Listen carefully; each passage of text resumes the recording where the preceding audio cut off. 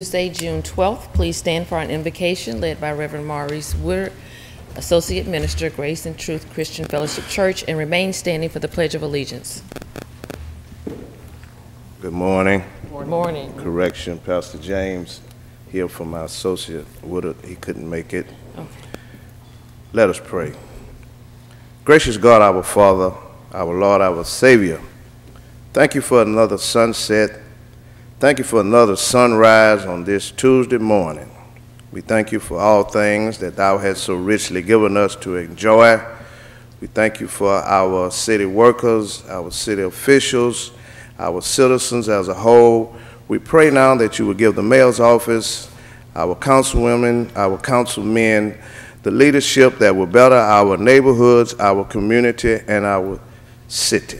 Bless our coming in as well as our going out. God our Father, man our brother, Christ Jesus our Redeemer.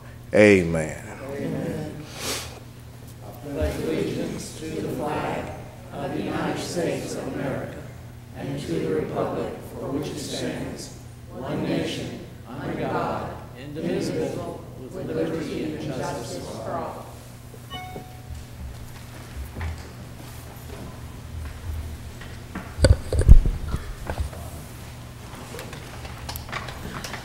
Roll call. Vice President Manzi. Here. Councilmember Richardson. Here.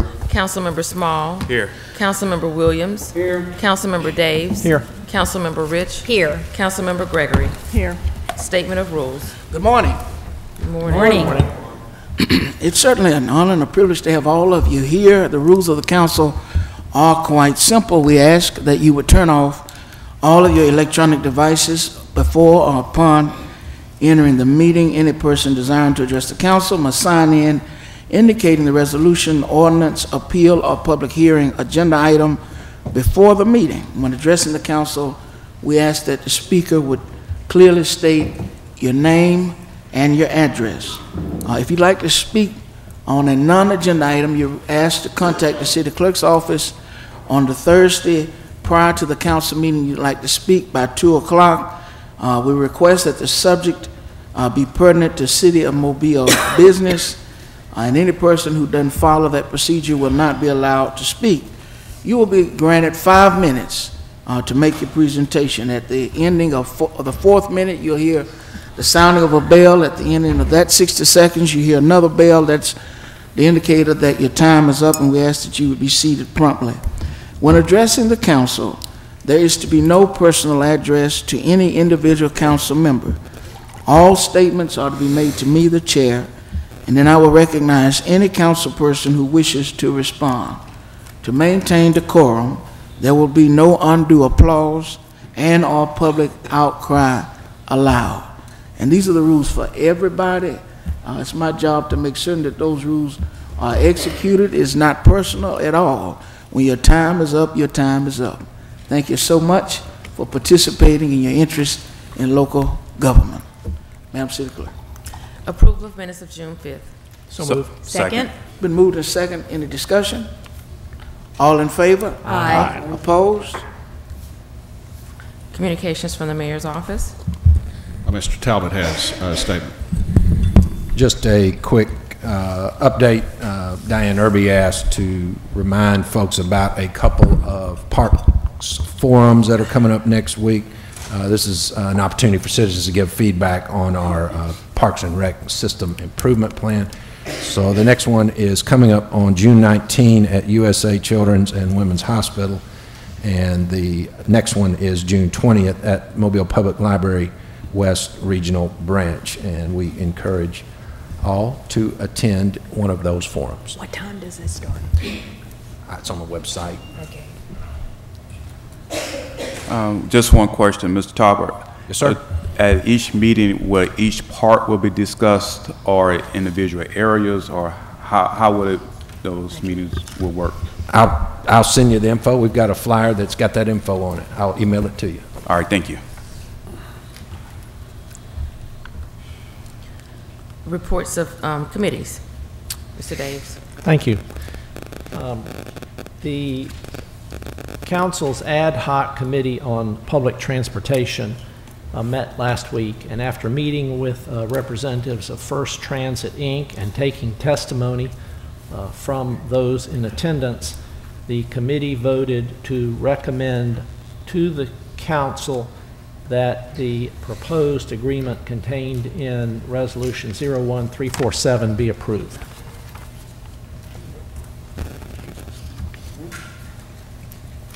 Any further commentary from the committee? Well, thank you for your service. Adoption of the agenda. So moved. Second. Been properly motion and second. Any discussion? If not, all in favor? Aye. Opposed? Agenda is adopted. Appeals, we have requests for a waive the noise ordinance on June 16th on Wellington Street, July 21st on Canal Street, June 30th on Riverside Drive.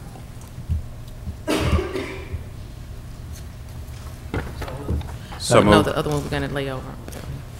Oh, I'm sorry. Properly motion and second. Any discussion? If not, all in favor? Aye. Opposed? We have a request for waiver of the noise ordinance on July 3rd and July 4th on Marine Street. Hold off for 1 week, please. Second. Been properly motion and second that we would hold for 1 week. All in, any discussion? If not, all in favor? Aye. Opposed? Public hearings. Today is the public hearing to fix the cost for demolition of structures at 1857 Hertel Street, 1455 C Street, 761 Marine Street, 755 Marine Street, 2668 Hales Street, 1513 Driftwood Drive, 1305 North Drive, 759 Wellworth Street, 761 Wellworth Street, 858 Kuhlman Street, 565 Helveston Street, 111 North Pine Street, 962 Arlington Street, 1403 MacArthur Street, 1203 Bay Avenue, 559 Hickory Street, 56 South Lafayette Street. I'm sorry, these are securing the structures at 559 Hickory Street, 56 South Lafayette Street, 1005 Texas Street, 1260 or 1264 Persimmon Street, 365 Chin Street, 962 Bernice Hudson Drive, and 1210 Alba Street. So moved.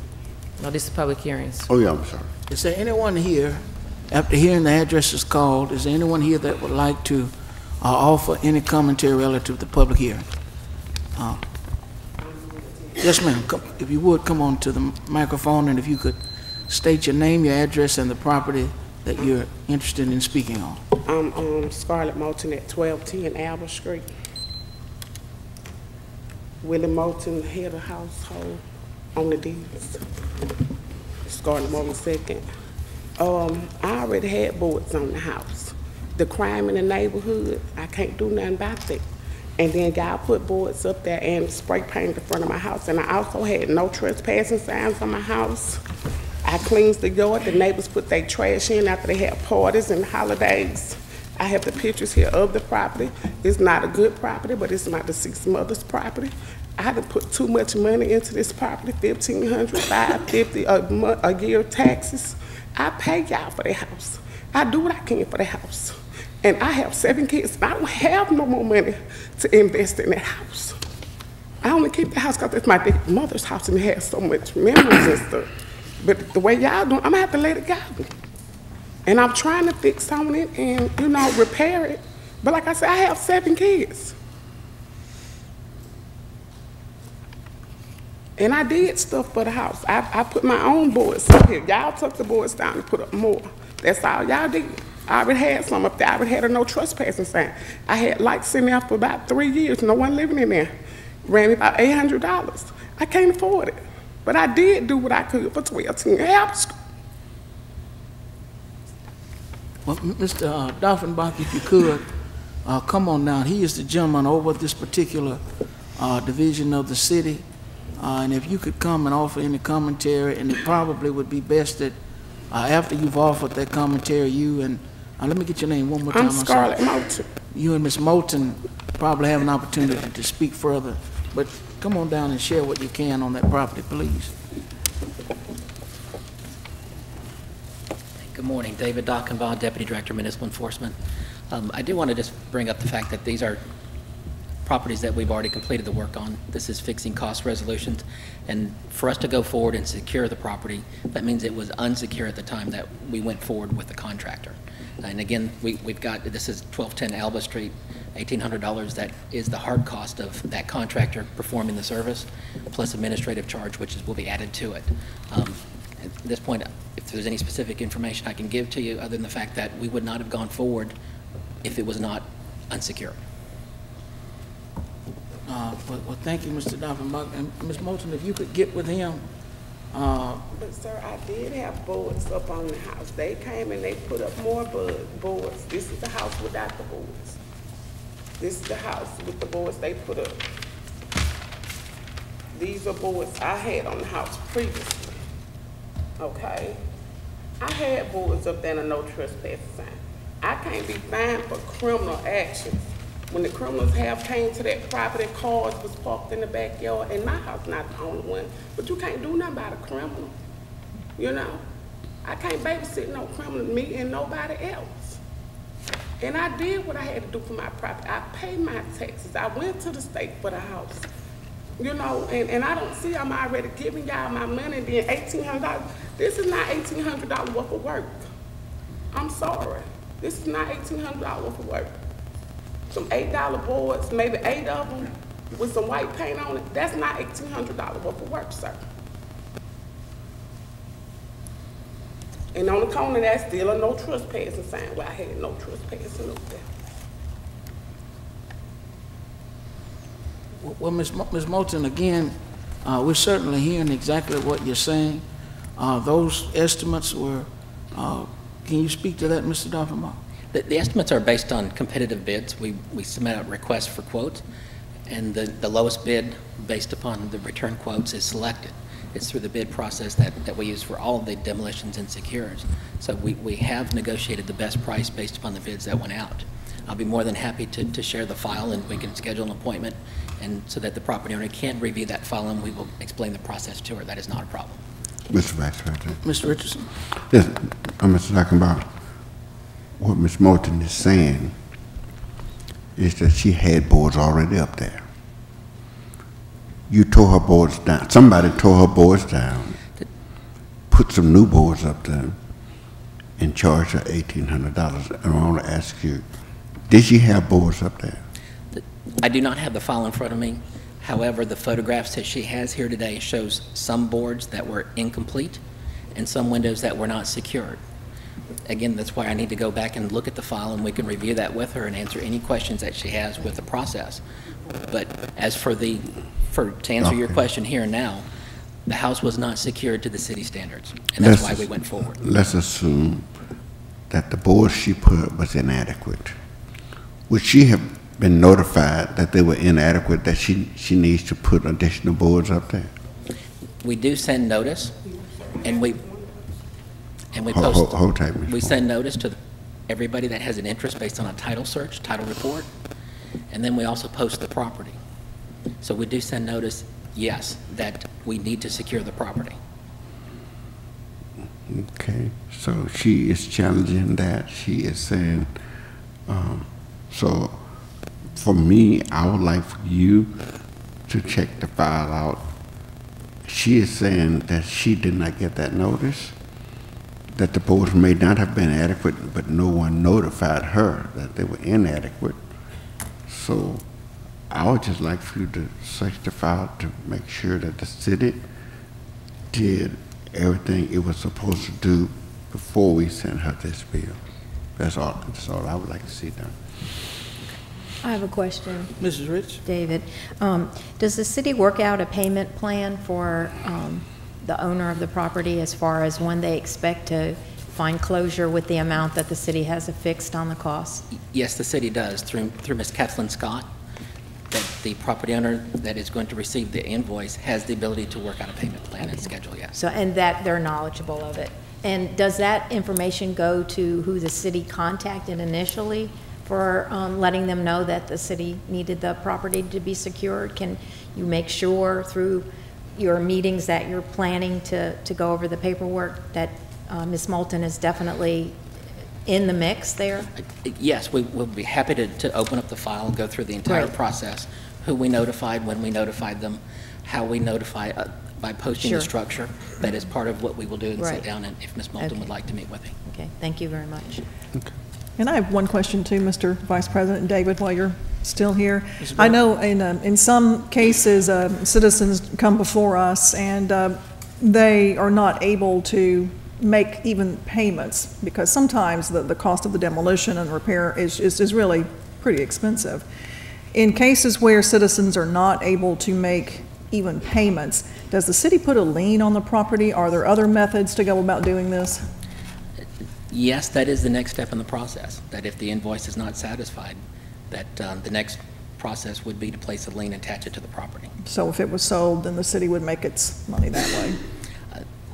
Further down the line, Yeah. if you remember the House Bill 430, the state has authorized the city of Mobile to go through and foreclose on some of the properties that we have municipal liens on. So that is a potential. If the lien is not paid, that down the road, it could be subjected to a foreclosure processing. Any further questions from the council? So, Mr. Doffenbach, you will be beginning with Ms. Moulton and reviewing with her the steps that you all took in order to move forward with securing the property, particularly the notice that she's insisting that she didn't get. Hopefully, there's a copy of that in that file, correct? Yes, sir. The notice that we send by mail is first class, but it's also certified mail, return receipt. So we should have those documents in the file. And we'd be more than happy to go over the file and the process with her. The notice, because you mentioned earlier that before the city secures the property, you'll send a notice out letting the property owner know that it needs to be secured. Was that sent certified, registered and all, was that sent the same way? Yes, sir, it is. It's sent certified to everybody that is returned as an entity of interest in the title search. So not only is it the property owner, it could be anybody who has a lien, a mortgage, or some sort of a attachment to the property that is flagged with a title report would receive that notice. But in addition to that, we sent a first-class mailing, and we also post the property. So the front is placed a sticker, and you might have seen the purple stickers. This is the administrative securing process, so it would have that purple sticker attached to the front of the property.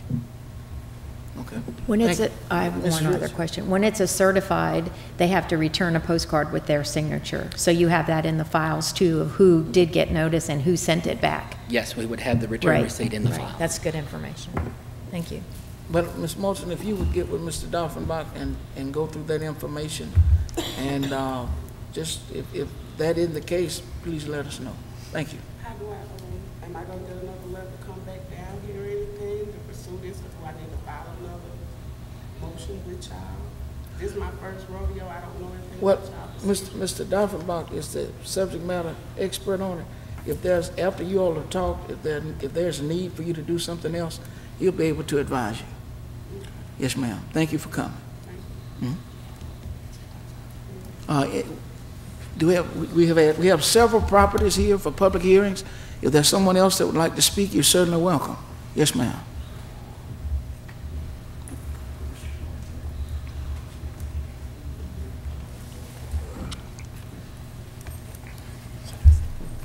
Good morning. Good morning. My name is Alexia Joseph, and this is my brother Christopher Joseph. And we was coming about the property at 1857 Hertel Street. What is your address, Ms. Joseph? 1857 Hertel Street, sir. Oh, okay. And I live at 2355 Main Drive as well. Well, in 2016, 1857 Hertel Street had a small fire. I'm sorry, is your brother, did I understand your brother to say he's staying at 1857 Hertel Street? Well, I was before Yes. we got caught. It was Fire, and then But- we had to make arrangements, put stuff up, and then I had a generator in the inside. I was coming back and forth because folks was breaking in there. That's the stuff that we was bringing there, fixing up at home. okay. But you're not staying there right now? No, I was rudely interrupted. Okay, at 1857 Hertel Street, we had a fire the end of 2016. A couple years prior from that, I had a fire at 2355 Vermillion Drive, which I fixed that property as well. Well, I had got noticed about the structure at 1857 Hertel Street. It was 6-bedroom, 2-bathroom house. The back bedroom had caught on fire. So I was working with the area. She the warrant officer that comes around, Amanda Davis. I let her know that I was gonna keep my property. I was gonna fix my property. So she informed me all the steps that I need to take. Okay, I put privacy fence around the property. I put brand new doors, removed the burnt wood. Well, we came back. It was a death in the family in March, and we went out of town to the funeral. Came back, the whole entire house was gone. Well, all my brother and my cousin's stuff in it, and my stuff in it. I have reached out to everyone. I have contacted Mr. David as well. No one returned my call. Went to my call, tried to get to my councilman, left messages. I talked to Mr. Gary Jackson, and he told me to come and let them know what happened, make an appointment with the city clerk, but nobody has returned my phone calls. My property was secured. Only thing left now is the piece of the brand new privacy gate. When the demolition man came in, he could tell that this wasn't an abandoned property, because the way I had it secured, the front of it didn't burn, so we didn't have to put boards or anything across the front.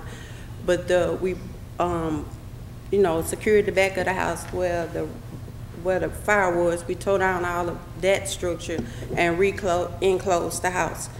Up on talking to Mr. Jackson, he went in the files. He was showing pictures from 2016 when the house was first done. I asked him, I said, well, before, somehow he said it got on a list. Somehow the ball got dropped somewhere to make sure that that particular property wasn't on a list.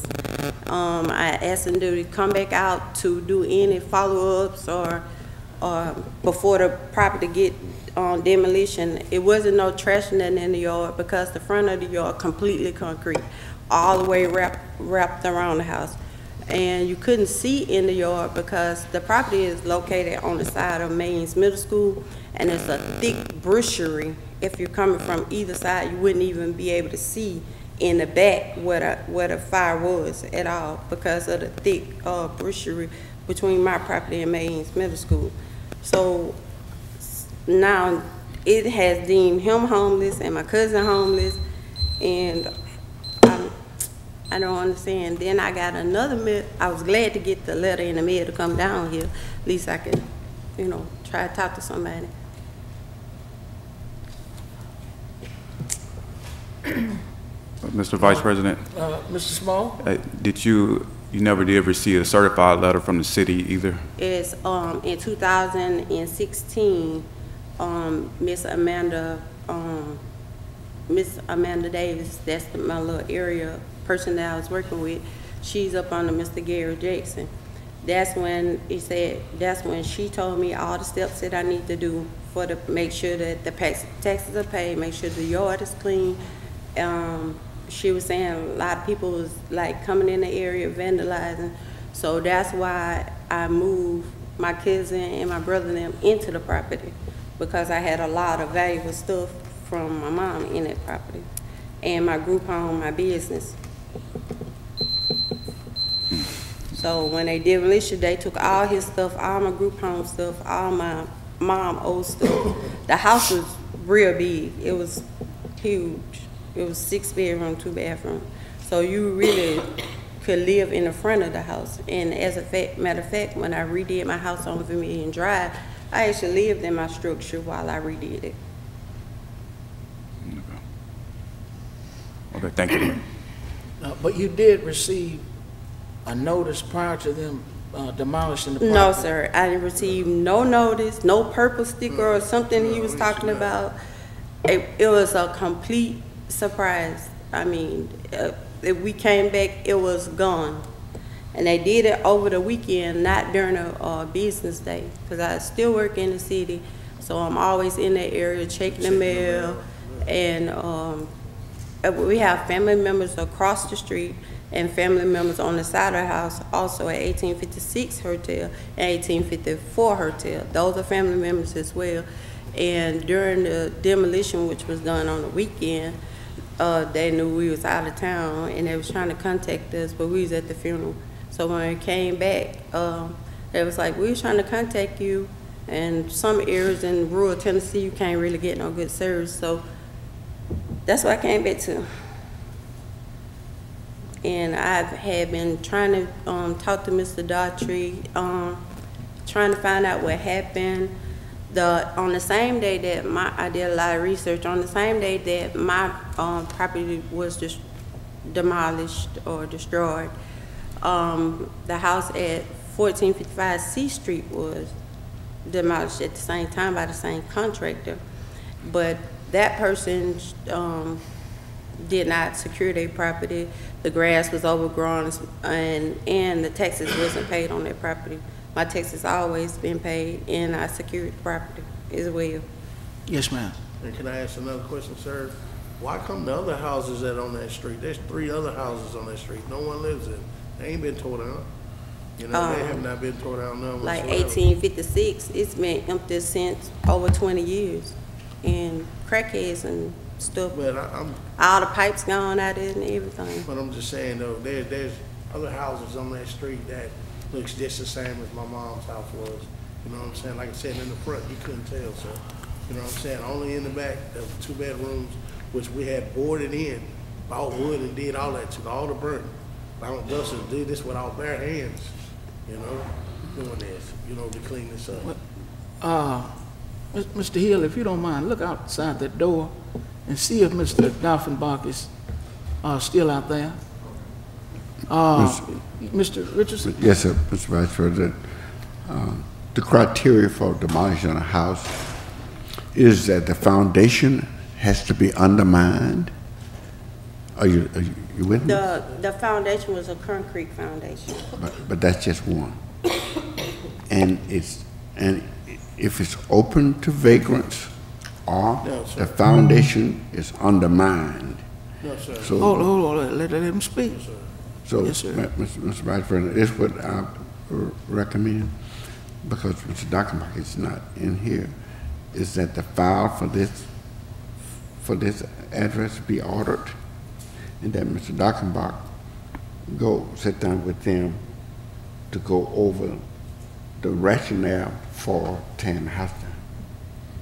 You should have been notified, and you said you were not notified. 2016 is 2018. No, you should have been notified before they. Yes, the last notification He's in now. Well, Mr. Joseph, Mr. Doffenbach is the director of that particular division. He should be able to go with you, show you the pictures, show you the notices, show you exactly from point A to point Z, the process that eventually led to your property. Well, let me finish. Let me finish.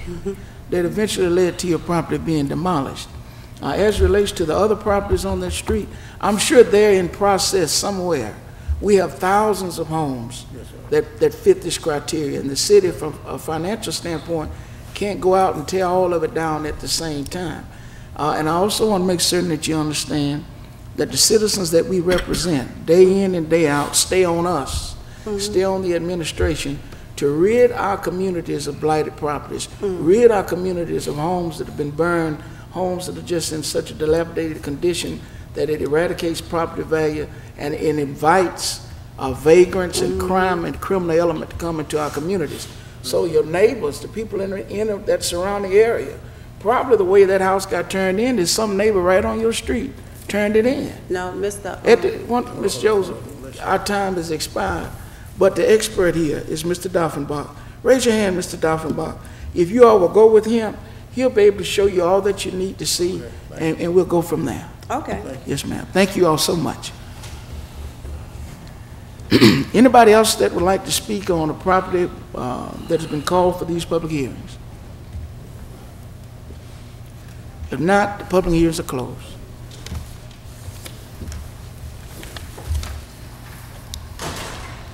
Presentation of petitions and other communications to the council.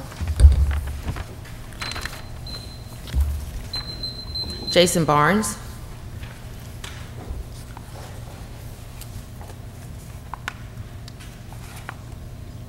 Nope.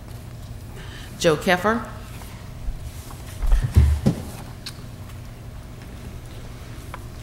Mr. Barnes is in here. Good morning. Morning. Morning. Joe Keffer, 3892 Johnstown Drive in Montgomery, also part of 3 local coalitions, the NAACP, Poor People's Campaign, and ACSEJ. Here today on behalf of the public service workers. The public deserves good trash service. It deserves good garbage service. If you want to get a member of the public standoff up, that's one of the things that'll do it is if it's not done on time and so forth. The workers that we're here in behalf of take pride in their jobs. They're out there every day. How many of us would like to be out there today in the heat of this day doing the job that they do? How many of us would like to withstand the type of conditions that they withstand? So I believe that they're excellent workers. The overwhelming majority of them, they take pride in their work. They work 12 to 15 hours a day. A lot of them work on weekends. They work on some holidays. They're out there giving their all to keep trash and garbage up to date and on time. In spite of that, there's another attitude that's out there.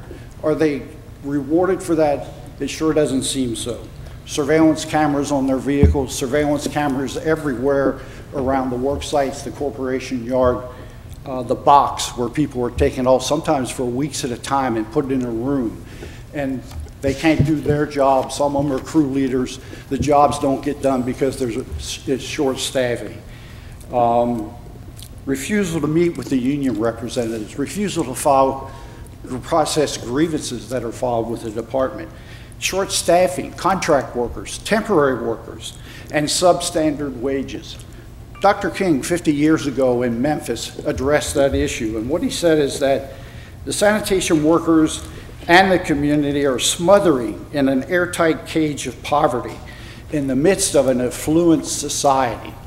He felt that they were on plantation-like conditions in that city, working as sanitation workers. Has that really changed that much today? Dr. King had also said that workers are getting a half day's pay for a full day's work. We believe that workers are entitled to a living wage for the jobs that they do. We don't believe that they're receiving that. So we're here today to say that what the workers are really here about, though, and the slogan was 50 years ago, I am a man. I want dignity. I want respect. That's what the sanitation workers want here today. They want dignity and respect, and they're not getting it. Some attempts on the part of the city, I think, to divert the issues to other things. I think when all the facts come out, the public is going to support the sanitation workers, and they're going to support them with great guts still. Not the best way to say it, but they're going to be there on behalf of the workers. We're here today. We'll be here in the future. We ask for your consideration. Thank you. Thank you. David Smith. Mr. Vice President, I have a question. Yes, sir. Mr. Kiefer. Mr. Keffer. Will you come back? You have a question from Councilman Davis. Thank you for being here today. You've been here a good bit. You live in Montgomery, I believe. Yes. Okay. And do you represent a certain organization? Do you have an organization in Montgomery? I'm trying to figure out.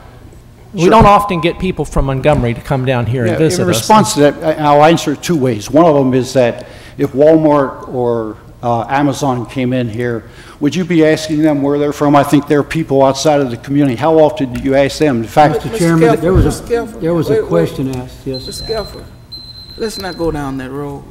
He asked you a straightforward question. If you I'll answer that. I'll answer that. Thank you. I'm here on behalf of the Poor People's Campaign, which is a national campaign. It has a chapter here in Mobile. The NAACP, I'm actively involved with the NAACP. They have a chapter here in Mobile. And I'm also involved with ACSEJ, the Alabama Coalition for Social and Economic Justice, and we have a chapter here in Mobile. Okay, and are you employed by any of these organizations? I'm not employed by anybody. You're not employed by anybody? I am not employed by anybody. I'm retired. Okay, thank you. Thank you.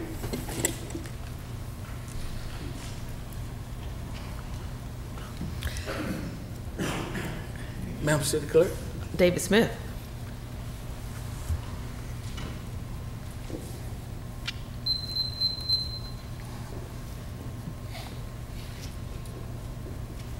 Good morning. Morning. Good morning. My name is David Smith. I live at 6861 Greenway Drive, Mobile, Alabama.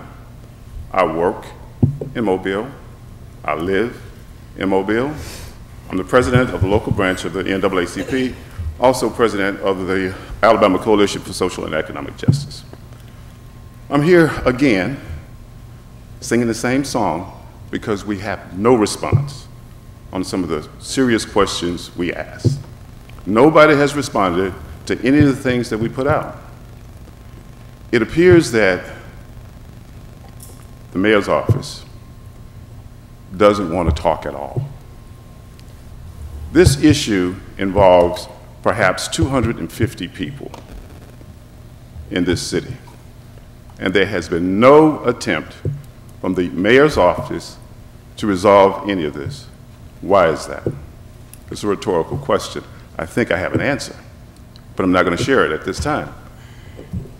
I think it's incumbent upon a leader, a mayor, to hear the issues and try to reach out and say, well, maybe there's a solution. Maybe there's a way forward. Maybe there's some way we can make a decision about this in a meaningful way. I haven't seen that.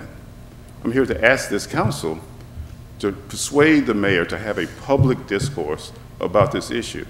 We're here every Tuesday talking about the same thing, and there has been no attempt from the mayor's office to deal with it.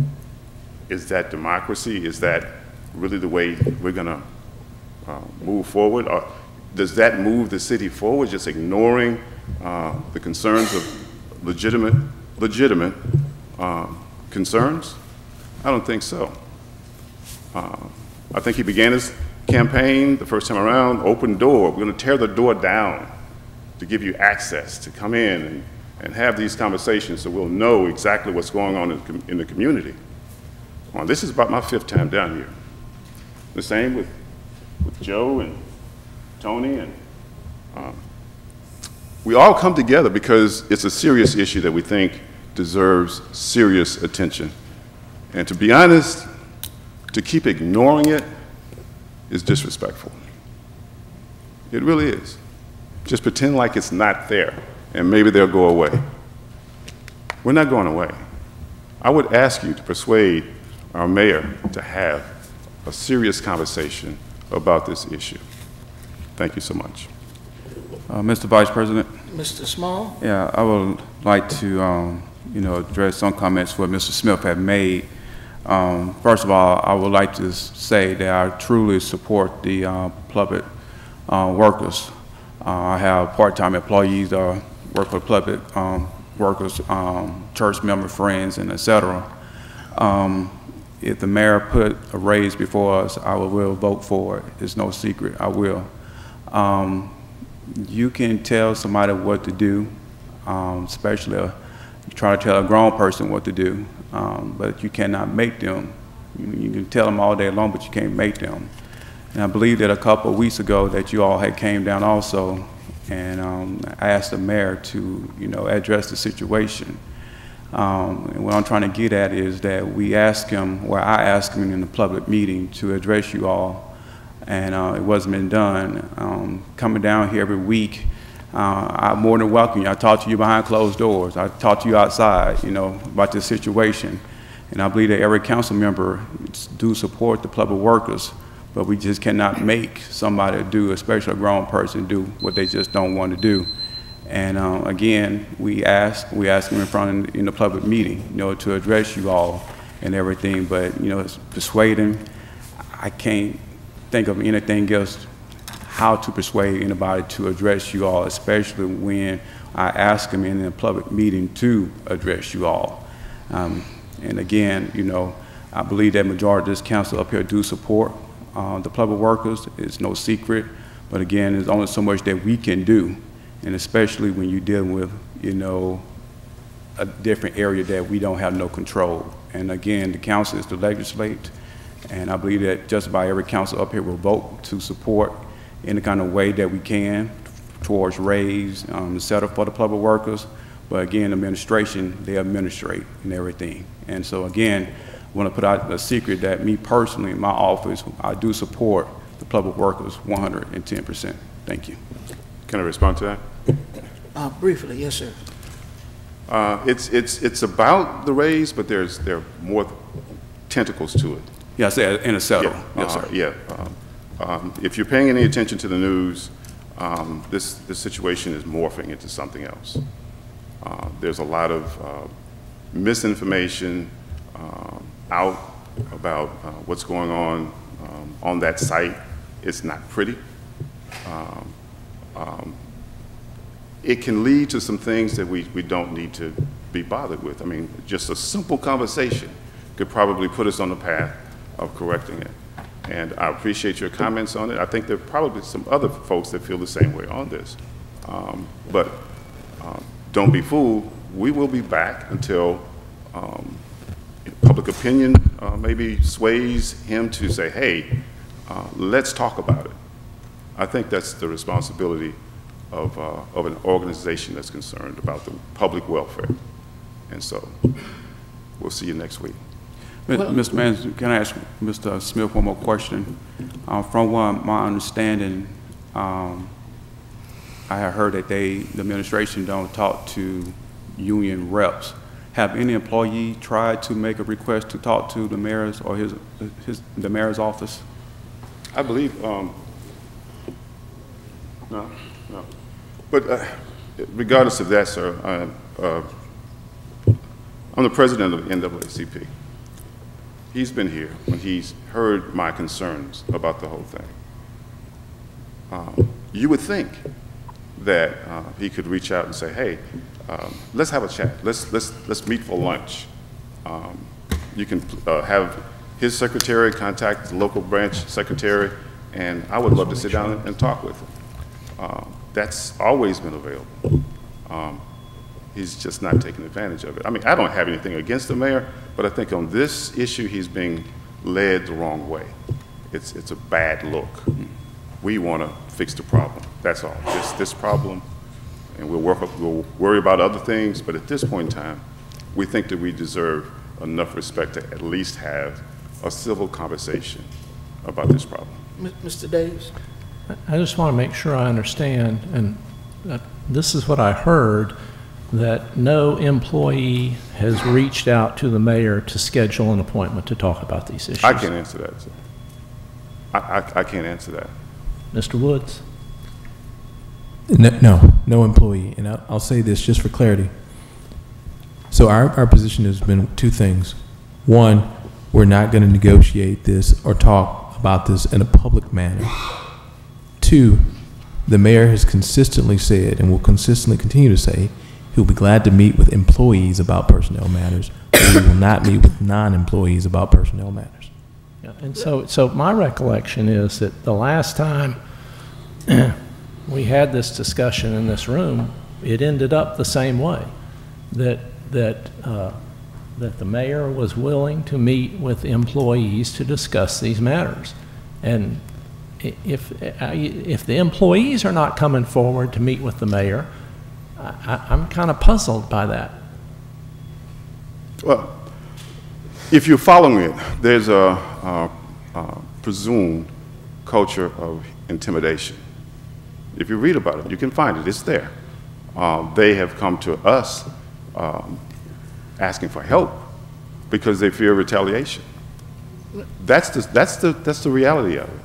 And if you look into it, you'll find it to be true. They are afraid of being retaliated on. And there's been like rumors of almost physical contact about these issues. I think it's good to have a buffer, someone to intercede and have those conversations. I'm not with an association that claims to be a union. I'm coming as an advocate from the NAACP to address the issue. Yes, sir. Mr. Smith, have you personally made a request of the administration to meet to talk about this issue? Yes, You fill out the form. yes. Well, What what was the response? No response. Have you subsequently followed up to see whether or not? No, I haven't. Well, any further questions for Mr. Smith? No. No? Well, thank you. I thank you for your Yes, time. sir. See you next week. I'm pretty clear. I think I've stated my position emphatically that if a raise, similar to Councilman Small, if a raise for our public service workers is on the agenda, then I will support it. I think we've also made a request publicly for the administration to reach out to the appropriate people and to engage in those conversations, and I'm hopeful that in the very near future that is exactly what will take place. You all are welcome to come here and to continue to address us on this subject matter, but I think I also want to state for the record that every time anyone with this organization has wanted to meet with me or any person on this council, we've availed ourselves. Every phone call has been answered, every email has been responded to, so I don't want the notion to be this inclusive we as if this legislative body has not been willing to at least hear, because that's all we can do. Ms. Lambert, will you raise your hand? This is the only employee the 7 of us control. Right here. Raise your hand, Ms. Lambert. I want you to understand we have 2,500 employees, and of the 2,400 some odd employees we have, this pretty lady here is the only one that we have the ability to issue a directive to. And so I encourage you to continue to do what you think is in the best interest of the individuals that you represent. Madam City Clerk. Wesley Young.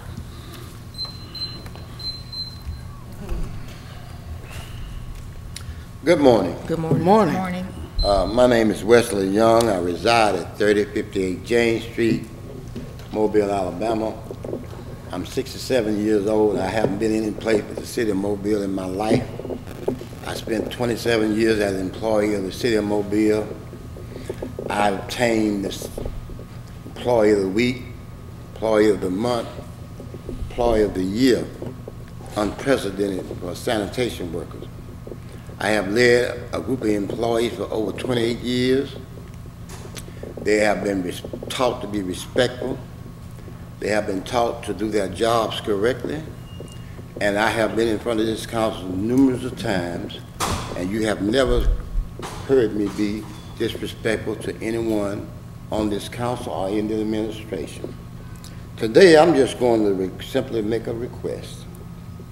And that's going to be to Mr. John Peavy, who is the Public Service Director, and to Chief of Staff Paul Welsh, that we sit down and have a meeting at the earliest convenience.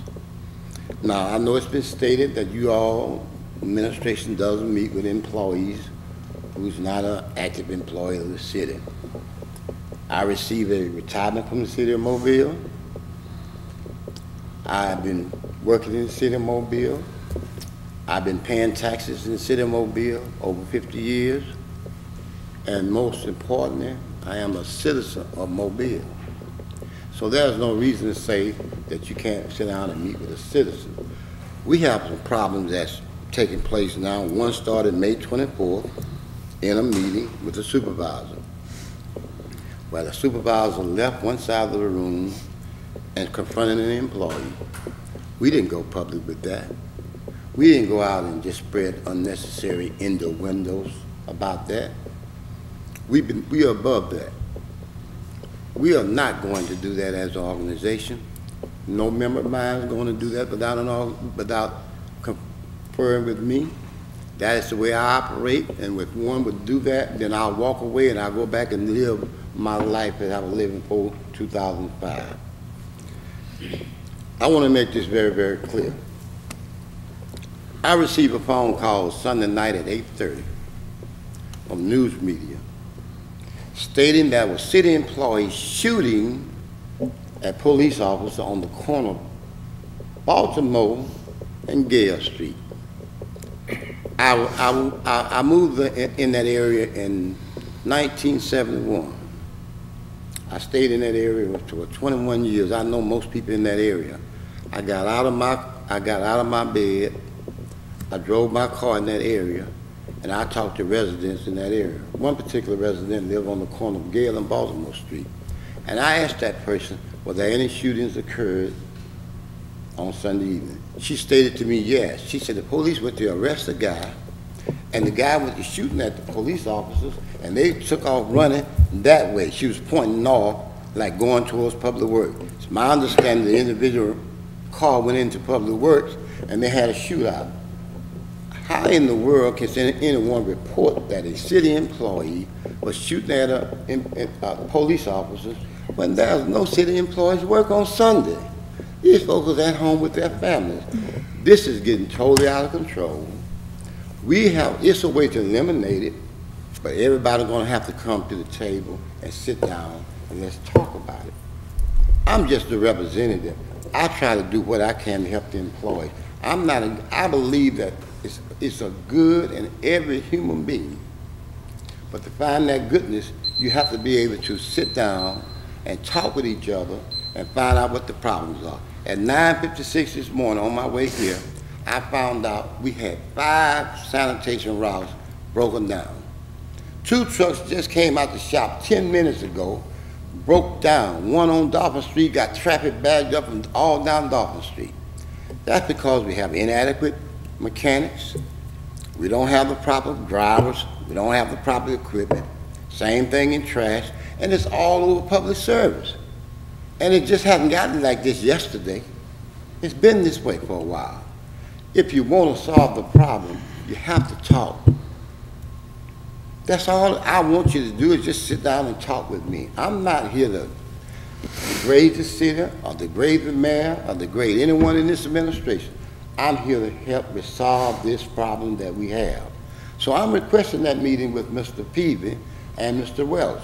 Mr. Peavy sent a notice to me by an employee, gave me his phone number. I replied by calling him, requesting that we meet. Haven't heard a word about the meeting. That's been over 3 weeks ago. There's some other things I want to address, but I want to address them today because some of them are legal. But you all know me. I've been in front of you several years. I'm not here to degrade anybody. I'm not here to make any threats to anybody. The only thing I want to do is see those employees treated just like any other employees in this city. I'm going to use an illustration about the budget. It's like a big pie. Mr. Young. I know. Just one second, Mr. Young, if I do that, I'm going to have to do that for everybody. I have seen you give people 30 seconds. 30 seconds. Come on, Mr. Young. 30 seconds. Come on. It's like a big pie. Yes, sir. All we want is to slice out the pie. Yes, sir. That's all we want. Thank you. And Mr. Young. Mr. Richardson. Hold just a second. The law forbids the mayor from negotiating with labor unions.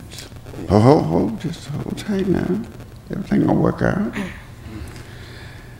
Do you consider your organization to be an official labor union? We are certified through the state of Alabama as a non-profit organization. A union does not apply to my organization. Okay. Are you connected with any other public service workers in the county, in the state, or in the nation? No, I'm not. Do you consider yourself to be a representative of an official registered labor union? No, we're not. I wanted to get that. But I will make this statement. You go to local 1349, fire department. And the police department, I'm already aware. And the aware. police department, they are called themselves officially unions. They are union because they're connected with other police officers beyond the city. I work with them and I know it's possible. But I want you, I'm trying to focus. I'm not trying to focus on them today. We're focusing on the public service workers. Okay. That's basically all I wanted to ask you, but I have some other things I want to say about that. Appreciate you all coming down. I want to, Mr. Vice President. Yes, sir. Because the representatives from Public Works coming for us with a number of issues, did you write a letter to Mayor Stimpson asking him to investigate those issues? Yes, sir. Have you gotten a response back from Mayor Stimpson? to the letter that I sent him? Yes, ma'am. Yes, sir. No, sir. Okay, so, I want to say that we're being treated somewhat like you all are being treated. I want to say this, that I heard that some public service workers are under investigation by the police department because of their activity. A letter has been sent from our leader to Mayor Stimpson to investigate management. I'm requesting that Mayor Stimpson take the same approach. Let the police go in and investigate them. Treat everybody the same. An official letter came from the vice president of the city council saying these are the issues that was brought before us. We don't know whether they're true or not. Will you please investigate these issues and get back with us? We haven't heard anything, and we think that the issues that was sent over there is just as important as any issue that a member of the management raised pertaining to public service workers. I think the letter that was sent from our vice president ought to be, those issues he raised ought to be investigated, and if he doesn't have the power to investigate it, let the police investigate it. That's what they're doing on the flip side of this. They're letting the police come in to conduct the investigation. If there's no one on his staff that can investigate it, turn it over to the police and let them investigate it to see whether or not any laws was broken, anybody ought to go to jail. I think that's what they're trying to do. That is my recommendation, that all of it ought to be investigated. It's time to put all of this to rest. I support all of our employees. I support the public service workers. I support all city workers. I support management. If you work for the city of Mobile, I'm in support of you, and I'm not in support of anyone being mistreated. I don't care who it is, by whomever.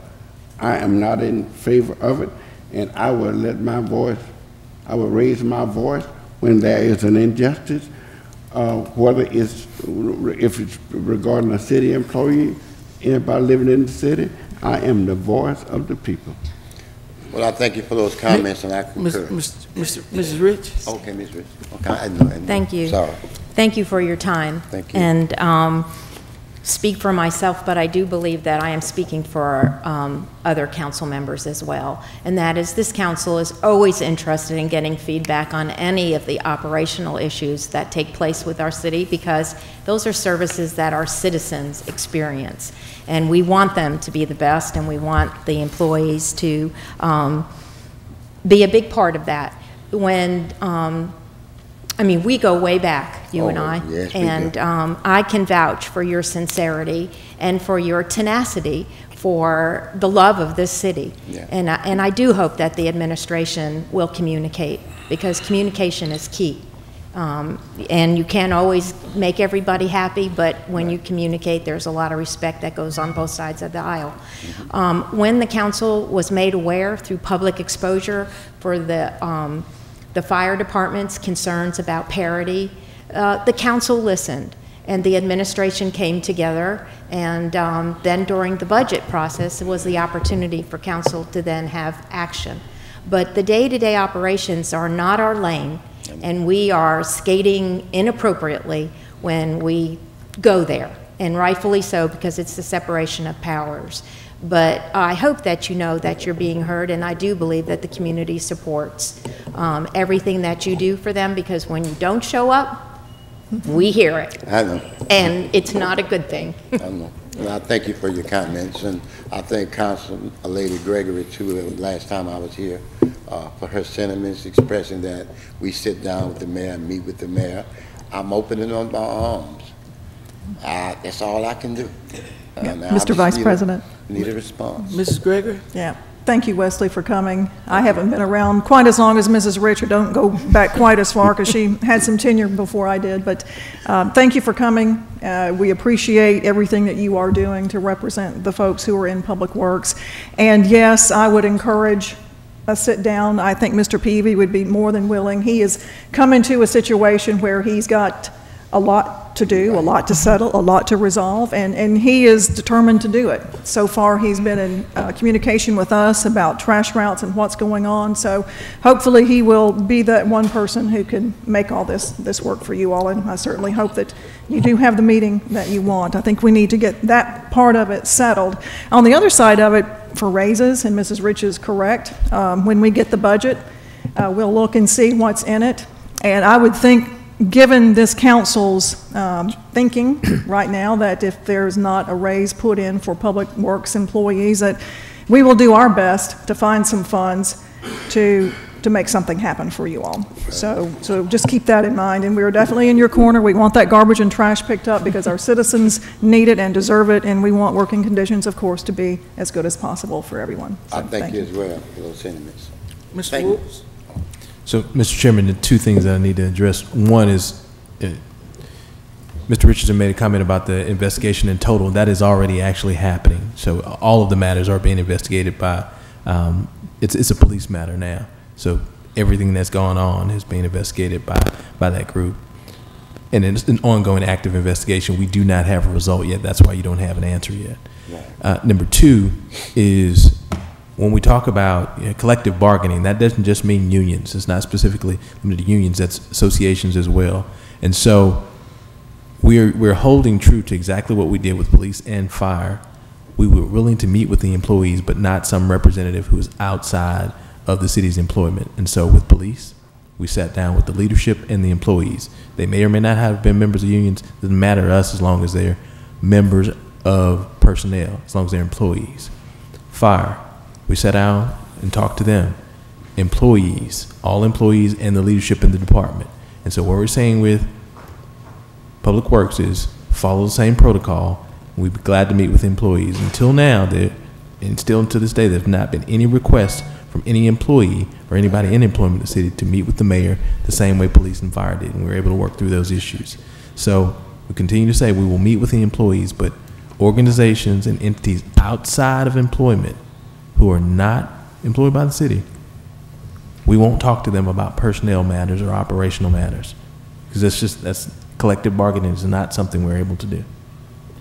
Mr. Young, let me advise this, if you don't mind. Because I don't go as far back as Ms. Rich or Ms. Gregory in dealing with you. But I know you, and I know your family, know a lot of these public service workers. It's pretty clear to me that in order for your aims, goals, and mission to be accomplished, you're going to need to get a cadre of employees who are not worried about intimidation, whose goal is to get whatever raise that they can get and to talk with the administration despite whatever intimidation might be put upon them. If that's the protocol that you all need to follow, then let's find 3 or 4 employees, let them make the appointment, and let that conversation begin. But the circle that we continue to go around, as we've done for the last 2 or 3 months, it appears to me to be non-productive. If the goal is find employees and initiate the conversation, then find 3 or 4 employees who are willing to be the leaders on this effort and work with them, since they won't work with you. Work with them so that they can have the necessary conversations so that hopefully we can make some progress, because at the end of the day, budget time is at hand. Correct. And we've been circling this train for about 3 months, 2 or 3 months, not really moving forward. If that's the way that they want you all to proceed, and if that's the way every other division proceeded, then hopefully that's something that you all would be able to do. I thank you for those statements. Mr. Vice President. Yes, sir. Both of my vice presidents have requested to meet with the city of Mobile prior to the day. All signed up, all asked to meet with the city of Mobile. So it just wasn't me. Yes, sir. I have a board. Yes, sir. They've all asked to meet with the city of Mobile. Yes, sir. They're willing and able to ask and meet, and I'm willing and able to advise them as they meet. So I'm not an employee anymore. I understand that. But you see all those drivers that's driving those trucks out there? Yes, sir. I trained 15 of them. Thank you. Mr. Vice President. Mr. Small? If possible, I would like to ask Mr. Woods and also make a statement to Mr. Young, if possible. Yes, sir. Mr. Woods, if if I might ask, if 4 employees from the Public Works make a request to speak to the administration, is it guaranteed that they would not seek retaliation for having a meeting with the administration? There'll be no retaliation. That's so. What I'm telling you is, so the answer is yes. So it's guaranteed that they won't. So correct? No retaliation, not for meeting with the mayor. That's ridiculous. So I appreciate that, Mr. Wood. My suggestion, Mr. Young, is to get 4 employees and not come in the name of the organization, and you know who the 4 will be or how many more, and it's in a public meeting that, you know, it came from administration. It would not be no retaliation for going and talking to the administration. And so, I mean, it's out in the public. So if something was to happen, which I feel like it would not, you know, it's out in the public. That's fine. I can do that. No, that's not a problem. Thank you. Just the mention of that word retaliation, I don't want to hear that. We don't want to hear that. Yes, sir. If they're going to negotiate in good faith, I have no problem with that. Yes, sir. Because I've seen history of that retaliation, which you just stated. So I'll do that. Then we'll get with the administration, and we're going to see if they're going to bargain in good faith. But I'm going to still be in the middle of the bargain when it's all over and said and done. Yes, sir. Mr. Chairman. Get rid of me until I die. Yes, sir. Mr. Chairman, just yes, in clarifying, there was no retaliation with police, no retaliation with fire. Yeah, that keeps coming out, but there's no evidence of anybody doing that for a meeting with the administration. So just to make that clear, number one is the process is the leadership comes and talks with the representatives of the mayor, and then we move on to the next meeting. So that's how we did it with police, that's how we did it with fire. And so that's employees, not representatives, not members of collective bargaining groups, not members of unions or workers' associations. Mr. Davis. Thank you.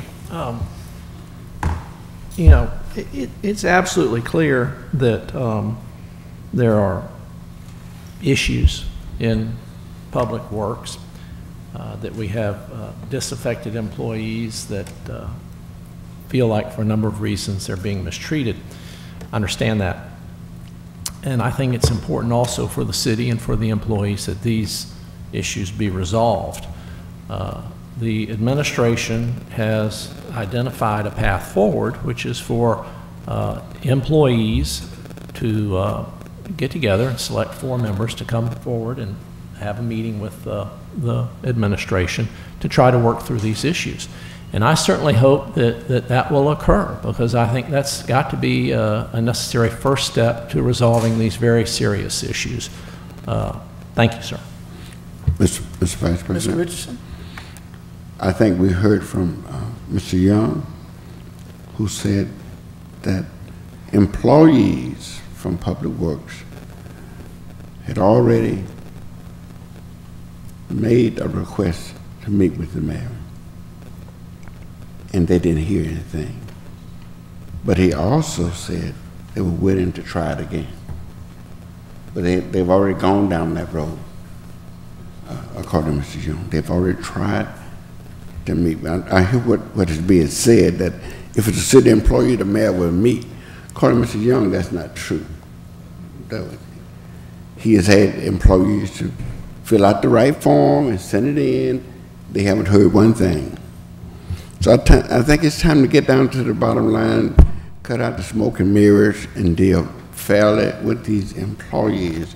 So I believe that if Mr. Young, if your people file a request, follow the format again, then you need to come back and tell us that they followed the format again and they still didn't get anywhere. Not that we have the authority to make the mayor do anything, but at least it would show that you all was honest and you put forth a great effort in trying to resolve the many issues that is facing the public work employees. It will show that you have done your part, and that the reason we haven't gotten anywhere because the other part refused to negotiate. I think I commend you all in doing that. I also want you all to know we We heard Mr. Peavy last week to say that they were running about 20 employees short, and he didn't get off into all of the equipment that he really needed. So we heard him. In light of that, we're scheduling a public service workers job fair. It's going to be in conjunction with Councilman Small at District 3 and Councilman Manz at District 2. The job fair is going to be at Dumas Wesley Center on Monday, July the 2nd at 6 p.m. Monday, July the 2nd at 6 p.m. at Dumas Wesley Center. I've already contacted the director of the Mobile County Personnel Board. She would be there. I talked to Mr. Peavy today to see could he come. He said, don't put it off. We need workers bad. I will be there. He said he's coming in. So he'll probably bring some equipment with him to show the people there what they need workers to do. So we expect this to be a good event to try and get the employees that you need so we can man these routes and go out there and pick that trash and garbage up. But before y'all left here today, I want you to know that we're going to be doing our part to try and get additional employees. It was done for police and fire. We're moving right along, and we're going to do it for public service workers. Mr. Davis? I would just like to commend Councilman Manzi, Richardson, and Small for putting together this job fair. And I'd like to ask, Ms. Steinfeld is not here today, but the clerk and maybe Ms. Steinfeld. Yes, she is. Well, there she is, way down there. She's hiding. Perhaps getting together, you could develop a flyer, a PDF flyer on the job fair that we could include in our newsletters. Thank you. I'd like to say one more thing. Mr. Woods, then I'll come on. I was just going to ask, so to the extent, Mr. Richardson said a key word about honesty just there. And so I'd ask that the forms that were provided, the written request to the mayor's office, be provided to the council, that Mr. Young and his group provide those to the council so that you can see what forms were put in for a request. Mr. Woods, let me say this, and then hopefully we can move on. I don't know what form was filled out or wasn't filled out. I do know that this has been an ongoing issue for several weeks, and I would ask on behalf of this council that to whatever influence that you might have in facilitating an appropriate meeting with the appropriate people with Public Works, that you all will work expeditiously to do that. These individuals have come down here week after week after week. We pretty much hear the same thing each time, and what they're seeking is an audience, and they're not seeking an audience with us because we give them one. We give them one almost every week. They're seeking an audience with the administration. So if we can get the right form in the hand of the right person, so that that right person could turn it in the hands of the right person, so that they could get the right person, which is Mayor Stimson or Mr. Wesch, in a meeting, that would really be helpful to us, be helpful to the meetings that we have, and I'm sure it would be helpful to the mindset of these public service workers. I think we already have a path forward, and just going forward, I would heavily suggest that any group that wants to meet with the mayor not come and ask by lobbing insults in a public forum, and fill out the form and do so accordingly. We'd be happy to meet with the employees in the same way that we met with police and fire, as long as it's employees and not a collective bargaining group.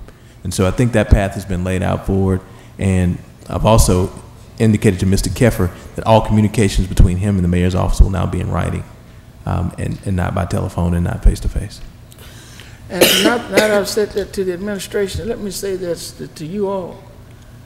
You know the protocol.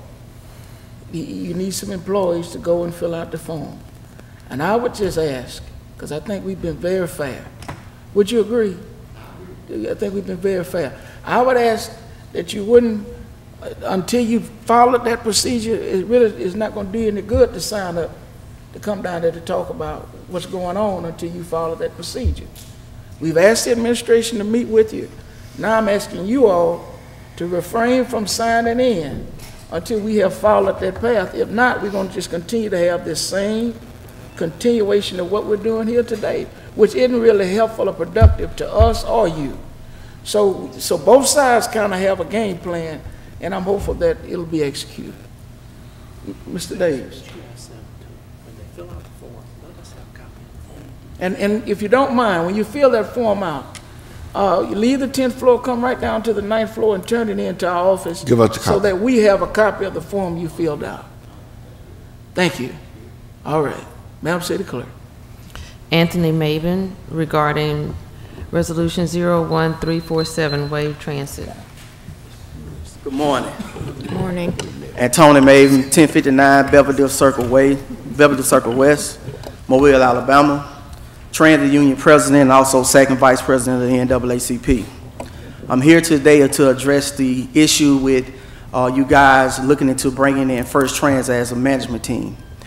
Some things that you guys may not know as far as with First Transit, not speaking on either side, First or McDonough Transit, but over the past several months, First Transit has been having a lot of backlash about how they are managing the transit authorities that they already have. One in particular is DC Circulator in Washington, DC, where they just was voted out by McDonough Trans because of the audit of the buses was so poor that the DC Transit decided in the middle of the contract to get rid of the First Transit.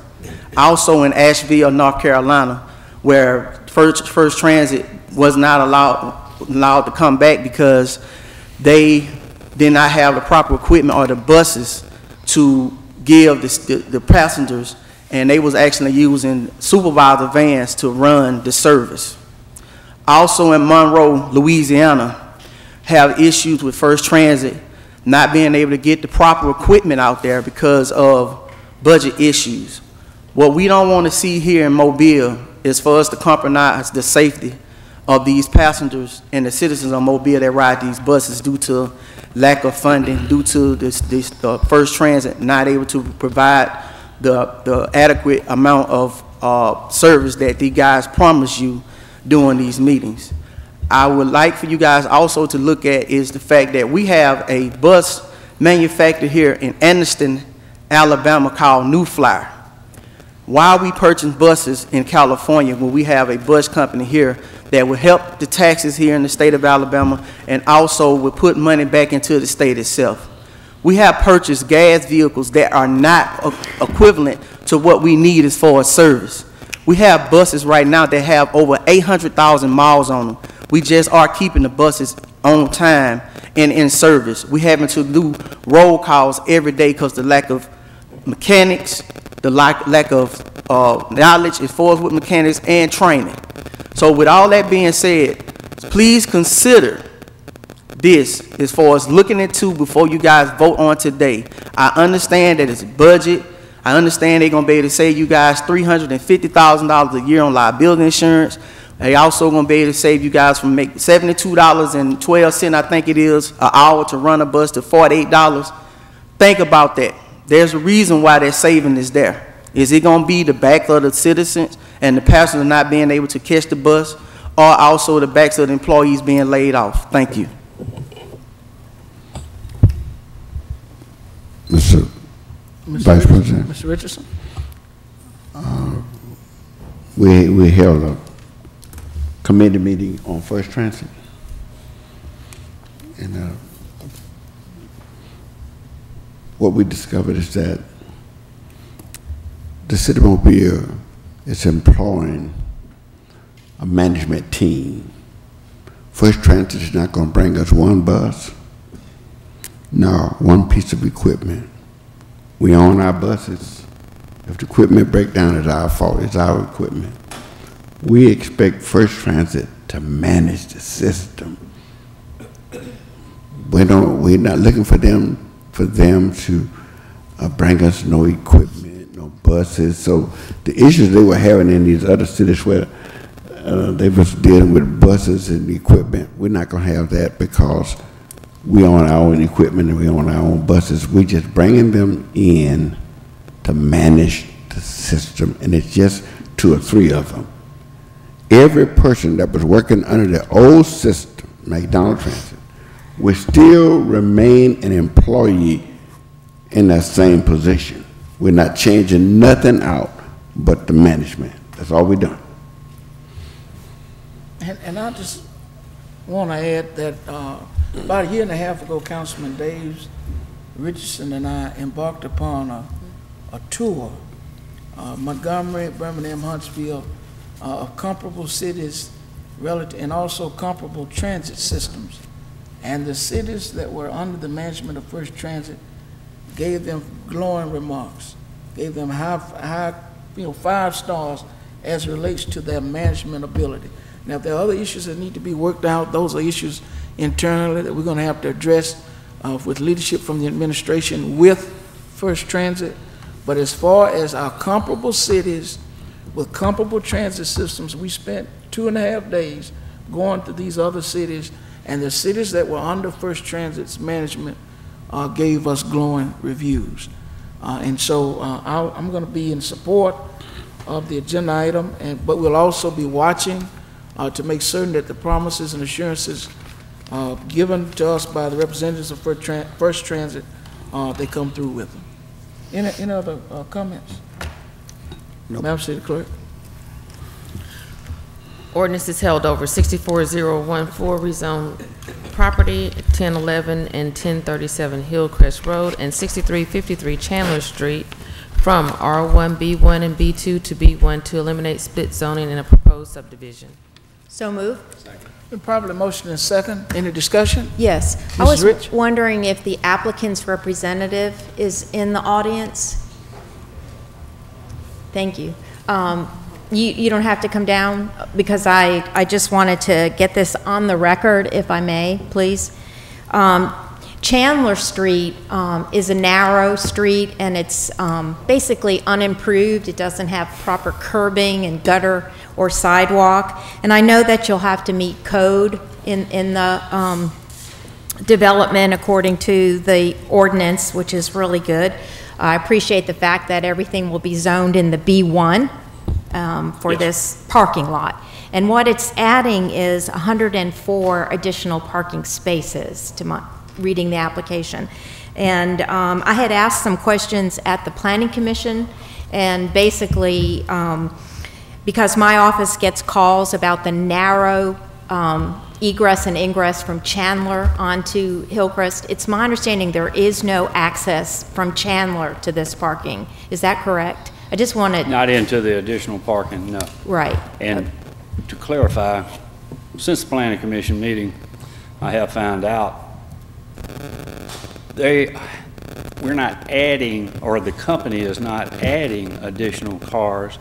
It's cars they're trying to accommodate that they already have on site. I see. That are parking every vacant spot. In fact, my secretary went there to get a subdivision plat signed, had to temporarily park in a handicap spot. She told the lady in front, she said, I know, we have a serious problem with parking. Right, it's needed. So it's taking them off the street, taking them out of all the grass areas, putting them into a paved parking place. Right, and I understand that. I get that. No additional entrances onto Hillcrest Road. Okay, so the one that's already there is the only one. There won't be well, it would be too close anyway. So looking at your plans, I didn't see any new curb cutting. So I'm assuming that that's not part of your program. But again, Chandler is the problem because it's just so narrow there. And so I'm hoping that, and I understand that the city is looking at moving having a what do you call it, a telephone, or a power pole moved. That's what they mentioned at the Planning Commission meeting, that the dedication of additional right-of-way, which is occurring with the subdivision plat, they will be able to relocate the power pole, make a bigger radius there. Exactly. And to improve the situation. Right. Yes, because it's a minor residential street coming out with a lot of traffic. And I'm not saying that you're going to add any more than that's already on the site, but I just wanted to publicly recognize the fact that Chandler needs improvements as well. So thank you. All right. Any further questions? No. Thank you. All right. Ready to take the vote. It's properly motion and second. We've had discussion. All in favor? Aye. Opposed?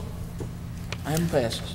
Resolutions held over 01347, authorized management services agreement with First Transit for operation and management of the Wave Transit.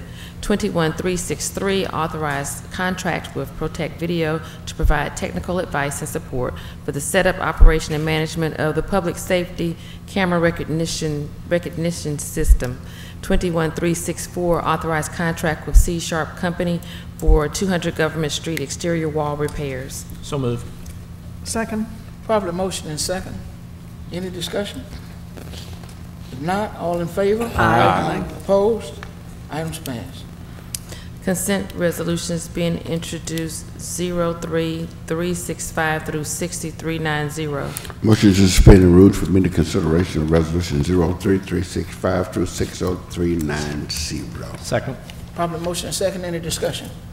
If not, all in favor? Aye. Opposed? 03365, appoint Deborah White to the Solid Waste Disposal Authority. So moved. 31. Oh, I'm sorry, you're going to read them all? Yes. I'm sorry. 31366, authorize the mayor to apply, accept, and receive funding from the Bureau of Justice Assistance Grant. 4367, fixed cost for demolition of structure at 1857 Hertel Street. 368, 1455 C Street. 369, 761 Marine Street. 370, 755 Marine Street. 371, 2668 Hales Street. 372, 1513 Driftwood Drive. 373, 1305 North Drive. 374, 759 Wellworth Street. 375, 761 Wellworth Street. 376, 858 Coolman Street. 377, 565 Helveston Street. 378, 111 North Pine Street. 379, 962 Arlington Street. 380, 1403 MacArthur Street. 381, 1203 Bay Avenue. 382 is securing the structures at 559 Hickory Street. 383 is securing the structure at 56 South Lafayette Street. 384 is securing the structure at 1005 Texas Street. 385 is securing the structure at 1260 and 1264 Persimmon Street. 386 is securing the structure at 365 Chin Street. 387 securing the structure at 962 Bernice Hudson Drive, and 388 is securing the structure at 1210 Alba Street. Based upon a staff report. Oh, hold on. Oh, you're not there yet? Go ahead. Oh, I got two more. Two more. I thought you breathed on me. 58, 389 declare weeds noxious group. 1581 and 6390 determine expenditure of discretionary funds for contribution to the New Lions Park Tennis Association serves a public purpose and approved payment. I guess we can waive them. Yep, we could- So moved. Second. Properly motion and second. Any discussion? We have to do the motion. This is part of the agenda. Did I miss these are resolutions that were Right, we need to do that motion. being introduced? No, we need to do that motion separate These are- for the structures. The Yes. motion, your motion. That's why I thought we were going to stop Yes. there. So, my apologies. But for the houses, for the structures that we are repairing or demolishing or securing, all that have been read by the clerk, and based upon the staff report that we have received, and upon all evidence submitted during the public hearing, I move to approve. Second. Properly motion and second. Any discussion? If not, all in favor? Aye. Opposed? Items passed. And the other resolutions, Mr. Daves made the motion and Ms. Rich made the second, so. Any discussion? If not, all in favor? Aye. Opposed? Items passed. Okay. All right. CIP resolutions being introduced. 13391. Motion for the suspension of the rules for immediate consideration of Resolution 13391. Second. Probably motion is second. Any discussion? Not, all in favor? Aye. Opposed? Item passes. Oh, 13391, authorized change order number 1 to the contract with Sunset Contracting for Lake Drive Tricentennial Park Kayak Launch. So By council rules, this resolution lay over for 1 week. No, this is the one we just. Oh, you're talking about CIP? Yeah, this is the CIP one, under 50K. Yeah, for the kayak, yeah. I need a second. Over the kayak. You want it to lay over? No, no, no, no, no. Need a second. Is there a second? Second. Been properly motion and second. Any discussion? Not, all in favor? Aye. Opposed? Item passes. Okay, resolutions being introduced for the first time, 21392 through 46394. By council rules, these resolutions. No, we're taking 393 and 394. Oh, we moved them? Vote, what are they? vote to suspend the rules for immediate consideration of resolution 21392 and 46394. No, just 46393 and 46394.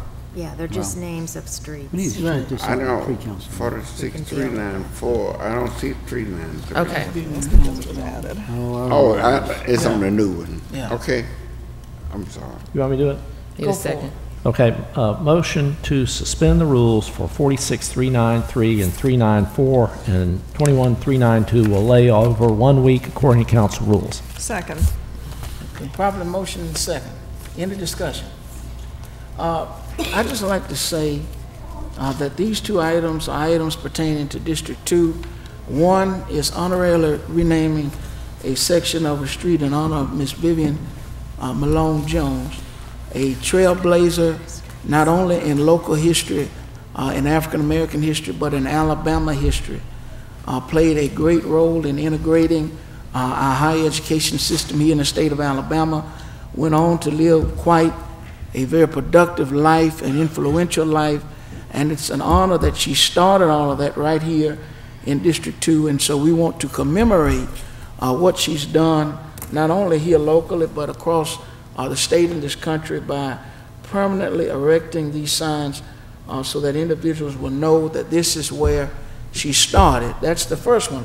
The second one, it just says here to Bow-White Boulevard, but I'm going to ask that we change that to Thomas Bow-White Boulevard, and that's honoring a man who lived at the corner of Dearborn and New Jersey for over 40 years. And much like the man mentioned in the poem, The House by the Side of the Road, Mr. White was a friend to man. He was one who gave of himself, gave of his resources, gave of his time, gave of his advice. He was not a stranger. If you met him, you grew to love him. The people in that neighborhood loves him. And we will honor his legacy, his life, and his love for that community by erecting these signs. Many times, city crews did not have to keep that area clean. He took it upon himself to do it. And if Mobile had 194,312 other citizens like Mr. Thomas Bow-White, we would really, truly be a world-class, first-class citizen. His widow is here, his lovely wife is here, Miss Sheila White. If you would stand, let's give her a big round of applause. After I failed in January at honorary street renaming for Dr. Yvonne Kennedy, I said that I was out of the honorary street renaming business. Mr. Thomas Bow-White got me back into business today, and I want you to know that. And I look forward to working with your family to plan something that really would make him proud and would make you proud as well. Yes, ma'am. Okay. It's been motioned and seconded. No, we haven't done it yet. I'm sorry. 46. Take it up.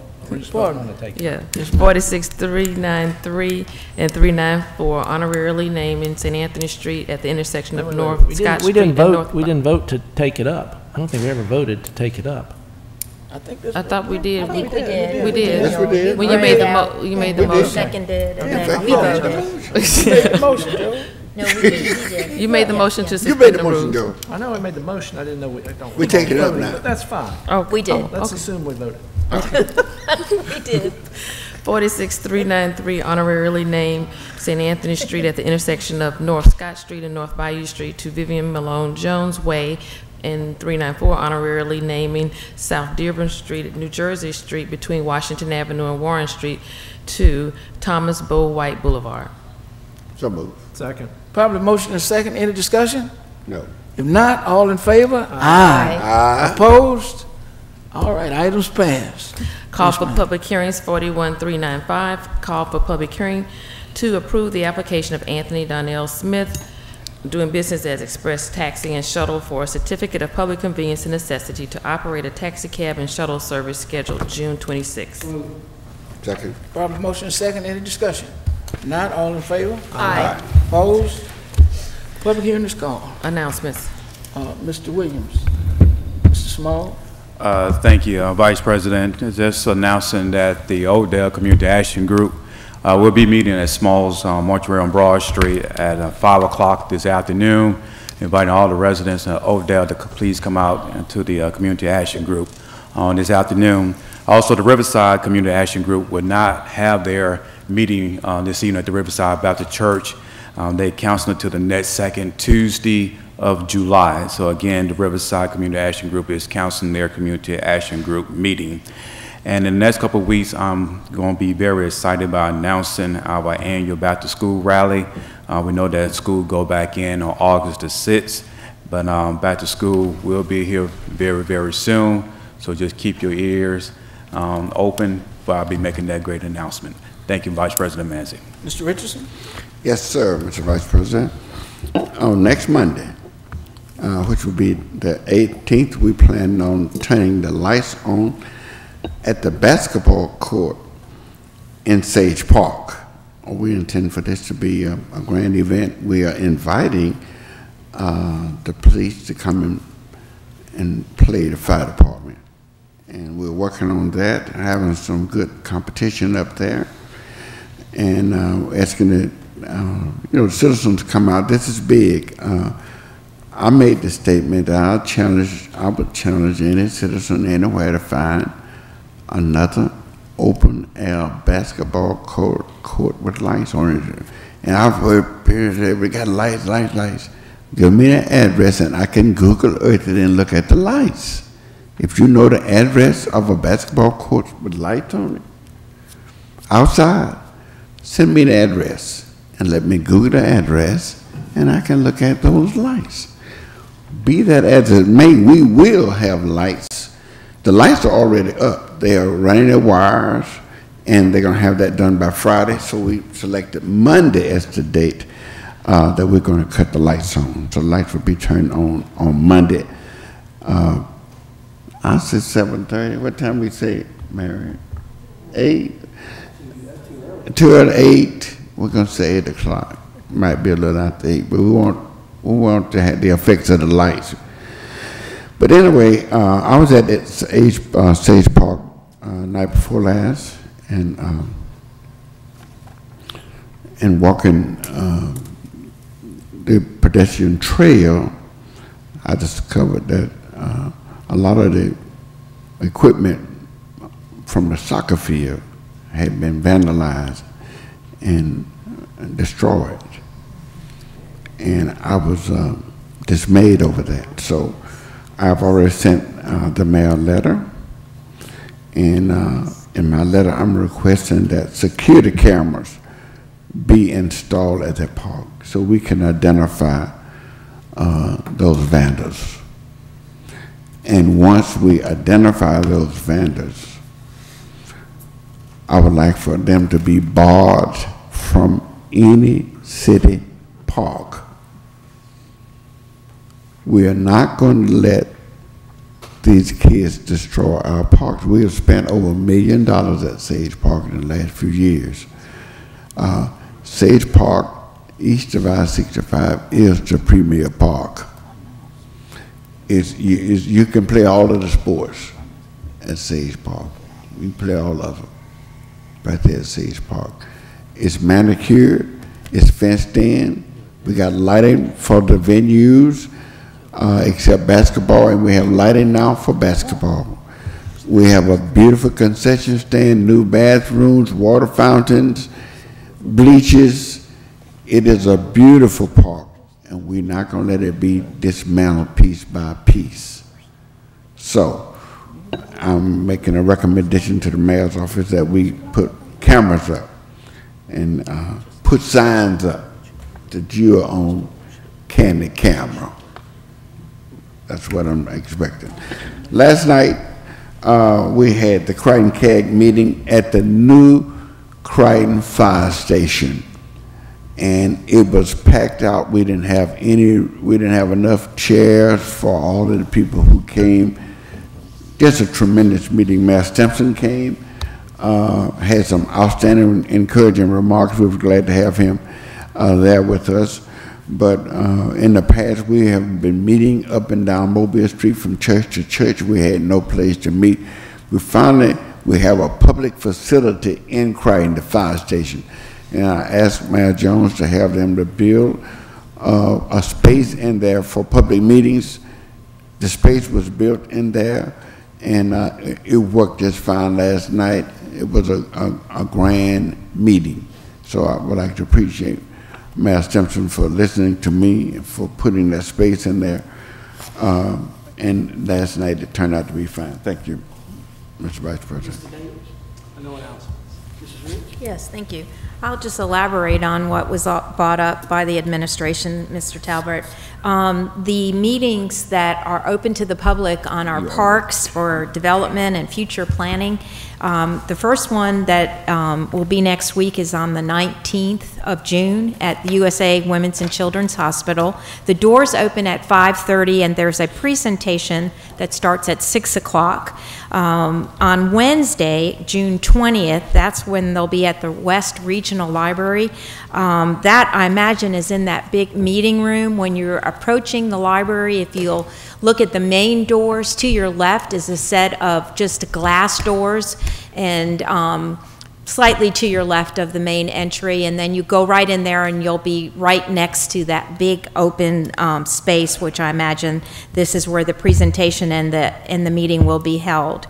Again, starting at 5:30 for doors open. I don't know if that means there'll be kind of information around that you can digest, and then a presentation. There is a phone number to call if you have questions, and that's 251, of course, 208-7013. You can also contact Parks Planning at cityofmobile.org or hit the mapformobile.org/parks.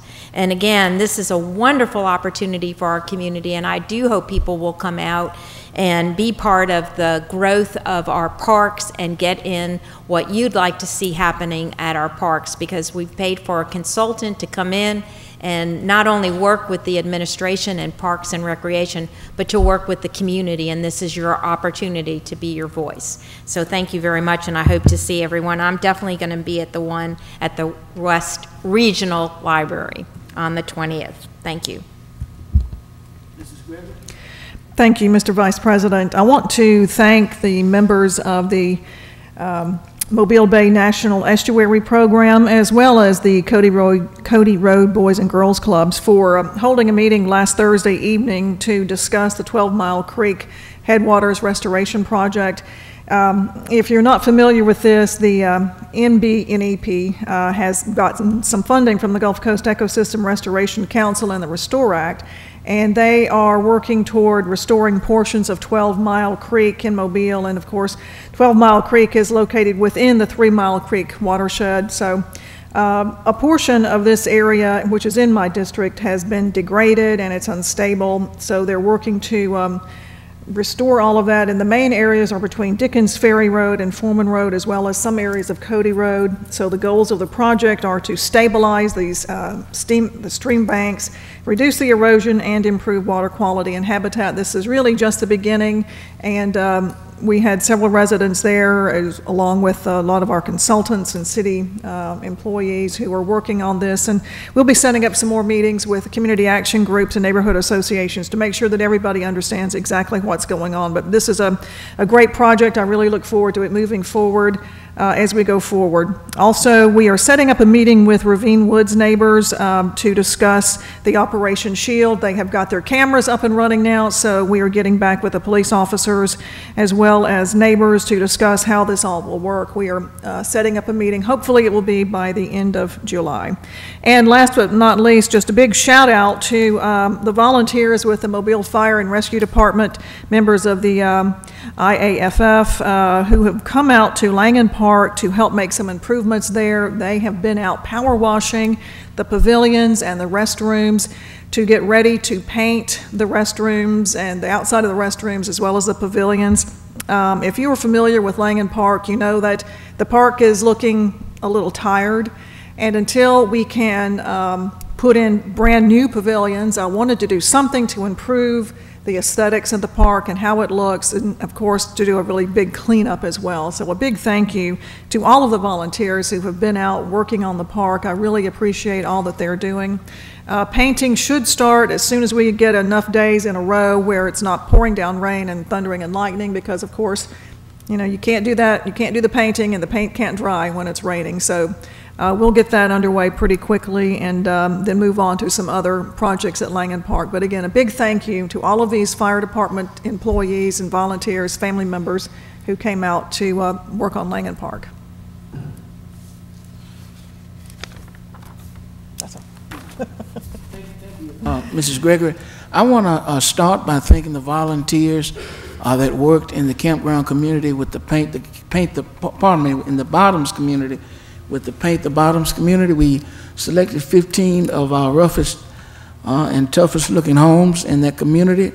And we had volunteers with the MLK Redevelopment Corporation and many others who came out and really have worked to spruce up that community. We look forward to taking that same initiative to other neighborhoods in District 2. On Saturday, there'll be the opening ceremonies for the Africatown Blueway Connection. In working with the U.S. Interior Department. This is an exciting initiative that has been initiated by the citizens from that community. I believe it'll start at 3 and go on until about 6:30. I look forward to being there and participating to the degree that I can. And lastly, I want to just thank my colleagues on the council, the city clerk, her office, Mayor Stimson, and so many other citizens across the city of Mobile, and all your support, your thoughts, your concerns, and your prayers in the passing of my father. He had a great homegoing celebration, went out the way that he came in, and I thank God for him. Thank God for many memories that I will always have. And as I said Saturday, as long as there's breath in this little body, he will continue to live. And I thank God for having such great colleagues that you can depend on, and just a family here at the city of Mobile. We know we argue, we fuss, we fight. We can't even elect a president, but I tell you what, we are together. And it's times like this that really crystallize that. And so, again, thank all of you. And we have our 3 interns. I can't remember all of their names. I'm going to get it next week, but if you'll stand, I do know that they're all students at Baker High School. I don't know how that happened. But we're glad to have them here, and we'll introduce you formally on next week. Thank you all for... We can introduce... I'm sorry, go ahead. We have with us Tamara Howard. Okay. And we have Miss Berry. Okay. Lauren Berry. I thought you had the names. Miss Lauren Berry, and we have Darren Carlisle.